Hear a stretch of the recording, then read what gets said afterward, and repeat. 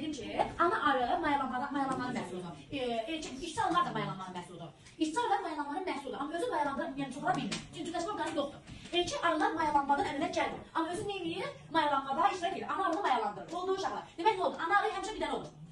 İşçi arılar mayalanmadan əmələ gəlir. Amma özü mayalanma prosesində iştirak eləmir. Cücükləşmə orqanı yoxdur. Amma elçi arılar mayalanmadan əmələ gəlmir. Çünki proteiniz yox əmələ gəlir. Amma mayalanmada iştirak edir. Oldu? Belə. Uşaqlar, demək nə olur? Tak arı ailəsində iştirak edən arılarda cəmi 500 dənə qamet var. Nə var? 500 dənə qamet var. Bu arı ailəsində 40 dənə elçi arı var.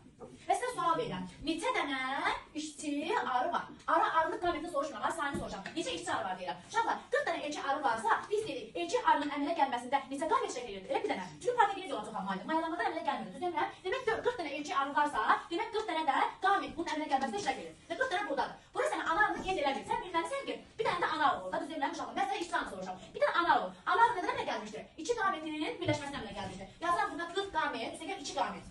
Ana arının qameti, işçi arını bilmirəm. Yazıram bura nə? Sual qamet. Bərabərdir 500-ə. Onda sualı tapmaq üçün 500-dən 42 çıxır. Neçə uşaqlar? 458. 458 dənə işçi arının əmələ gəlməsində iştirak edən qamet var. Amma mən sənə işçi arının sayını soruşuram. İşçi arının əmələ gəlməsində qamet iştirak edir uşaqlar? 2 dənə. Demək iştirak edən qametin sayı 458 dənəsə, onda sayı nədən olur? Bölürəm 3-ə. Tapıram sayını ki, əgər iştirak edən qametlərin sayı 458 dənəsə, bizə nə işçi arı var? Oldu uşaqlar.